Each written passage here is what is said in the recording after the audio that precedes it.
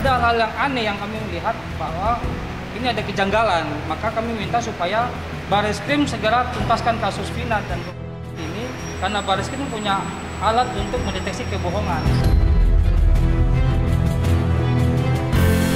Kan sudah ada EG sekarang, tinggal membuktikan EG yang sekarang ini pelaku atau bukan. Carilah si pelaku sebenarnya. Kalau ada bukti-bukti, kalau ada saksi-saksi yang mendukung pada waktu itu. Kalau nggak ada, ya biarkan aja perkara ini berjalan seadanya.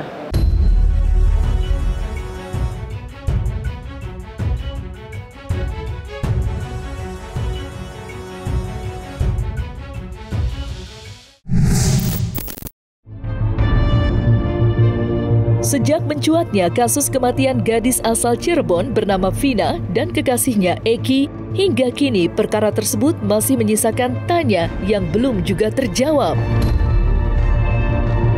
Namun, seiring berjalannya waktu, perkara ini justru semakin terblow up di media sosial usai adanya penangkapan 1 dari 3 DPO beratasnamakan Peggy Setiawan alias Perong yang diduga menjadi salah satu tersangka atas aksi keji yang dilakukan pada tahun 2016 itu. Meski belum terbukti secara konkret, namun kasus ini seakan semakin rancu setelah nama 2 DPO lainnya dihilangkan, hingga Peggy yang sampai saat ini belum juga disidangkan. Dengan adanya kejanggalan tersebut, sontak sorotan pun langsung tertuju pada kinerja Polda Jawa Barat yang dianggap kalap dalam menangani kasus ini.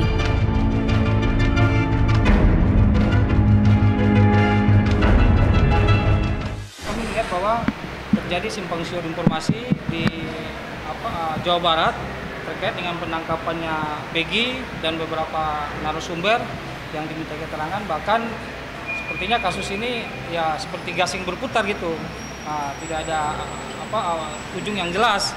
Maka kami minta kepada Bareskrim Mabes Polri, karena juga ada perhatian dari Presiden Jokowi dan kami juga bagian daripada relawannya beliau. Kami meminta supaya Bareskrim menarik kasus ini dan segera melaksanakan gelar perkara khusus. Intinya kami mendatangi Bareskrim saat ini. Yang kita lihat kejanggalan ini antara penangkapan Peggy ya. Penangkapan Peggy ada satu sisi yang menyatakan bahwa itu bukan Peggy aslinya yang DPO. Tapi menurut pendapat dari penyidik dari Polda Jawa Barat bahwa itu adalah Peggy. Namun ada juga DPO yang hilang kan. Yang tadinya 3 sekarang tinggal Peggy kan, itu 2 kemana? Ada hal yang aneh yang kami melihat bahwa ini ada kejanggalan. Maka kami minta supaya Bareskrim segera tuntaskan kasus Vina dan ini karena Bareskrim punya alat untuk mendeteksi kebohongan, siapa yang berbohong dalam hal ini.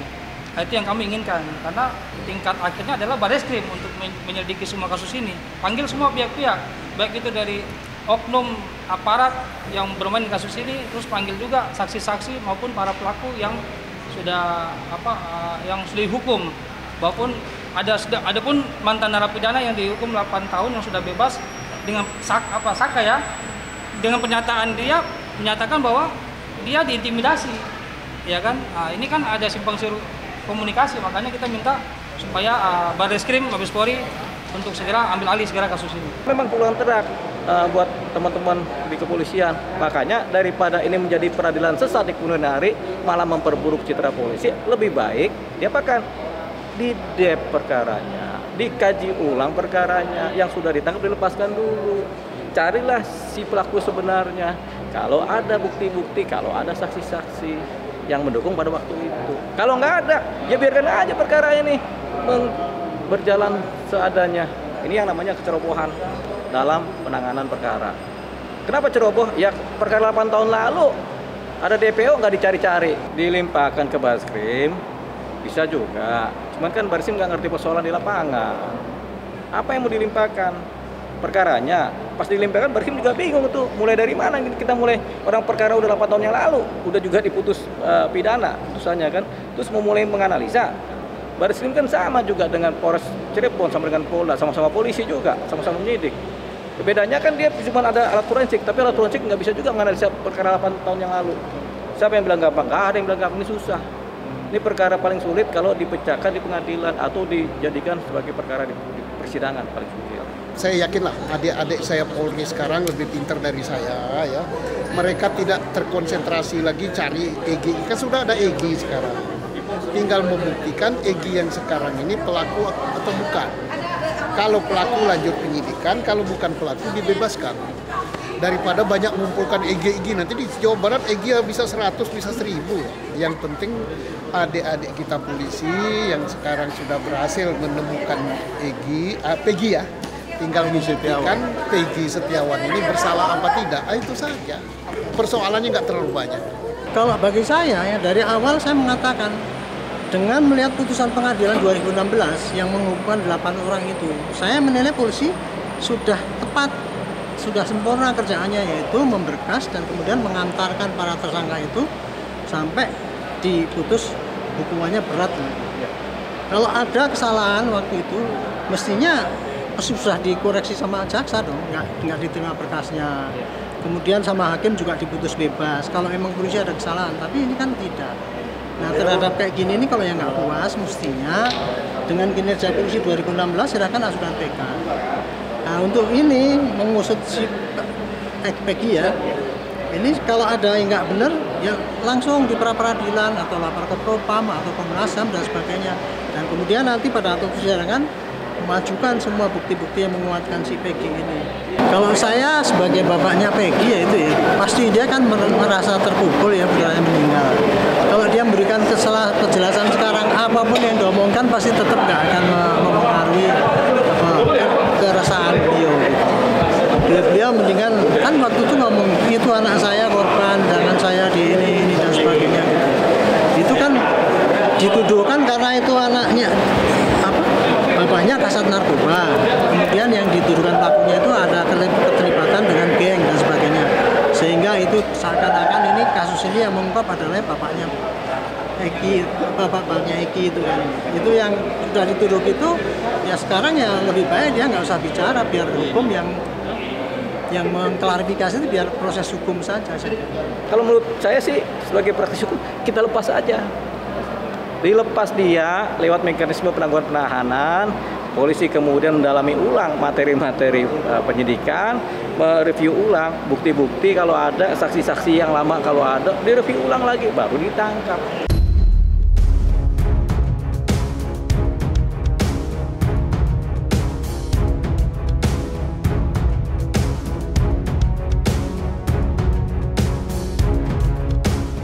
Dari beberapa kejanggalan yang tersorot, terdapat satu yang paling ramai dipermasalahkan, ialah terkait pemeriksaan saksi-saksi dalam awal kasus ini terjadi di tahun 2016 silam. Diketahui pada saat itu kesaksian dari Aep merupakan salah satu saksi kunci di awal persidangan sampai ditetapkan 8 orang sebagai tersangka. Namun, seiring berjalannya waktu, kini banyak yang menuding jika kesaksian itu merupakan kebohongan belaka. Lantas, akankah kesaksian Aep akan menjadi masalah baru dalam kasus ini? Aep jelas itu 100% bohong. Kenapa nih Bang? Boleh alasannya lebih jelas lagi Bang? Dirinci. Anda lihat di situ, itu berapa meter di situ? Dari sini ke sana berapa? 25 meter ya? Kamu bisa tahu kan warna sepeda motor di sana? Nggak tahu kan? 100 meter itu di sana. Bisa ngelihat wajahnya nggak? Jam 10 malam, kondisi gelap. Nggak kenal orangnya, tapi lihat wajahnya. Pakai apa dia melihatnya? Kan gitu aja. Dia ditangkap itu rupanya atas keterangan Aep. Aep ya. Nah, Aep itu harus diperiksa ulang. Bisa jadi, tapi itu polisi lebih pintar dari saya. Polisi sekarang, pasti mereka sudah kerja itu. Biarkan kita beri kesempatan kepada penyidik sekarang, pasti mereka sudah mencari itu siapa si Aep ini apa dan kan penyidik sekarang udah berbeda dengan penyidik dulu kan. Penyidik sekarang udah lain, bukan penyidik yang dulu. Bareskrim kan punya alat kebohongan, mendeteksi kebohongan. Siapa yang berbohong dalam hal ini, kita minta Bareskrim segera ambil alih kasus ini dan segera periksa ya oknum-oknum aparat yang menangani kasus dari 8 tahun yang lalu. Ya, pengecekan semua diperiksa. Kayak ada juga kan tiba-tiba ada seorang kerasukan setan. Nah, ini kan harus diperiksa juga. Betul nggak ini kan itu? Ini ada 2 kali kan? 2 kali kerasukan dan Dan juga ada penggiringan opini bahwa seolah-olah itu benar, tapi kan sesuai fakta hukum kan nggak bisa gitu. Hukum kan harus bicara tentang data dan fakta kan itu. Aib itu di dalam putusan pengadilan atas nama 8 terdakwa yang sekarang sudah menjalani pidana ya, itu kan tidak muncul ya di kesaksian di pengadilan itu ya, tidak muncul. Yang ada itu dalam putusan pengadilan mereka itu adalah kesaksian dari Rudiana, orang tuanya almarhum Muhammad Rizki atau Eki. Nah, kesaksian Pak Rudiana selaku orang tua almarhum Muhammad Rizki atau korban itu didapat dari AEP. 2 saksi yang sekarang dipakai yaitu EF dan siapa itu? Ada 2 orang itu, EF sama EF sama siapa ya? Itu di tahun 2016 menyatakan Peggy tidak terlibat. Ya, kok sekarang tiba-tiba dia bilang aku ingat wajahnya ada di TKP katanya begitu. Jadi memang satu pun keterangan saksi ini jadi nggak bisa dipercaya karena saling bertentangan. Nanti bisa menguntungkan si Peggy di persidangan. Pada saat itu menurut keterangan saksi Rudiana yang dalam putusan pengadilan ya, bahwa ia sedang berada di rumah, kemudian mendapat kabar oleh teman anggotanya bahwa ada kecelakaan. Lalu ditanya anaknya Pak Rudiana itu namanya siapa? Ketika dijawab namanya Muhammad Rizki. Nah kemudian dikasih tahu bahwa anaknya ada di rumah sakit RSUD Gunung Jati. Lalu Pak Rudiana ini mendatangi RSUD Gunung Jati. Setelah mendatangi kemudian melihat benar itu anaknya, melihat lukanya, rahangnya patah, rahangnya ini patah, lengannya juga patah, kemudian jidatnya juga bonyok ya. Pak Rudiana ini ada keganjilan, nggak mungkin ini kecelakaan. Akhirnya Pak Rudiana kemudian ke Polsek Talun ngecek sepeda motor yang diamankan. Nah semakin yakin menurutnya ya dalam putusan pengadilan itu bahwa ini bukan kecelakaan. Akhirnya dia mencari informasi, ketemulah dengan AEP saat itu ya memberikan keterangan kepada Pak Rudiana bahwa karena Pak Rudiana menanyakan ini pelakunya ini orang yang nongkrong ini biasanya di mana? Biasanya di situ kata AEP kan. Ya sudah dikasih nomor handphonenya Pak Rudiana ke AEP. Kalau nanti orang-orang itu ada di situ kabari. Akhirnya beberapa waktu kemudian karena yang orang-orang itu nongkrong baru ditelepon Pak Rudiana, datang langsung itu diamankan. Di dalam pemeriksaan saksi-saksi juga si Aib dan si Dede ini kan yang memberikan informasi kepada bapaknya si Eki. Dia nggak pernah hadir persidangan walaupun kita sudah meminta secara tegas kepada majelis hakim agar jaksa menghadirkan. Tapi sampai 3 kali dia dipanggil nggak pernah hadir. Berarti kan ada yang menyembunyikan. Ada historis sebelumnya di mana Aib dan Dede ini pernah ditegur anak-anak yang duduk-duduk depan rumah Ibu Nuning karena dia membawa wanita yang tidak benar ke tempat cucian mobil, sehingga teguran itu mungkin menyakitkan mereka. Makanya ketika ada bapaknya Eki mencari informasi terkait kematian anaknya yang di playover itu, dia dengan enaknya aja menyatakan di malam itu ada anak-anak kumpul.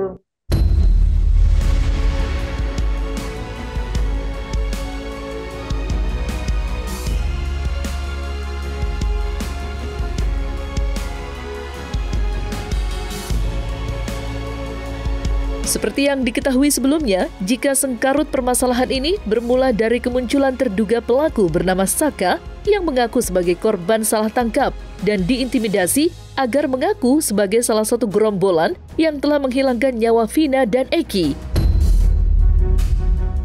Meski pengakuannya kerap dipandang sebelah mata oleh banyak orang, namun pada nyatanya pihak Saka Tatal merasa tak gentar dalam mencari suatu keadilan. Oleh karenanya, Saka yang kini ditemani oleh para lawyer pun bergegas mengajukan PK dan siap bertanggung jawab atas berbagai pengakuan yang terucap dari mulutnya. Mungkin cerita dia benar, tidak dibuat-buat ya.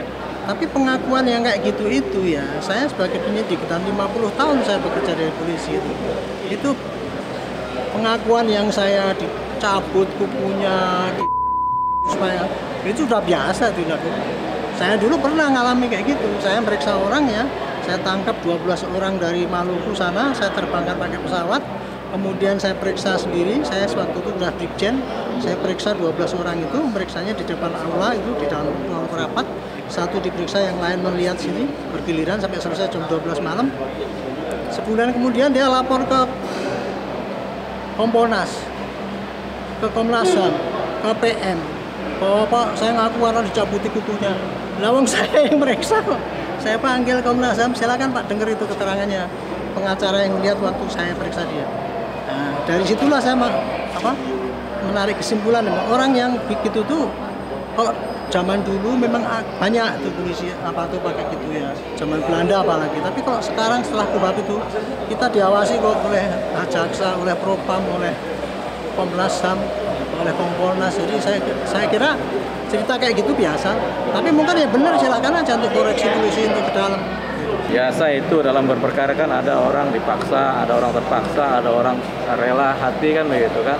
Nah dalam penyidikan juga begitu. Ya ini kan pengakuan baru. Nah ini hanya bisa kemudian diujikan di peninjauan kembali, ya di PK-kan. Kemudian dilaporkanlah siapa yang melakukan penekanan itu terhadap saksi yang menjadi tersangka. Nah itu biasa itu dijalankan. Jadi ini langkah hukum sendiri, artinya hak hukum dari seseorang yang tadi. Siapa itu juga semuanya juga mungkin dipaksa juga suruh ngaku kan.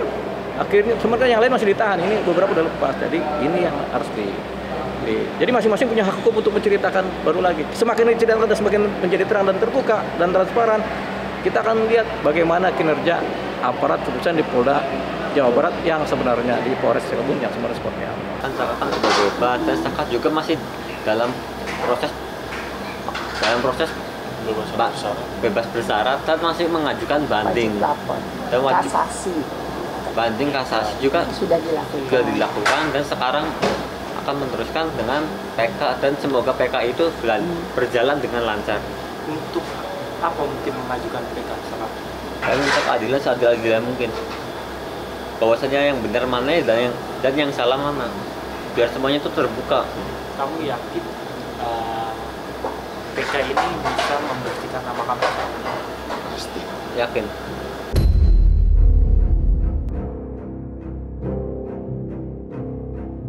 Artinya malam itu juga kita buktikan bahwa Saka tidak berada di lokasi karena Sadikun juga berstatement bahwa malam itu Saka dengan Sadikun bersama-sama dan sampai tidur di rumah neneknya Saka ya kan bahwa kejadian malam itu Saka tidak ada di sana.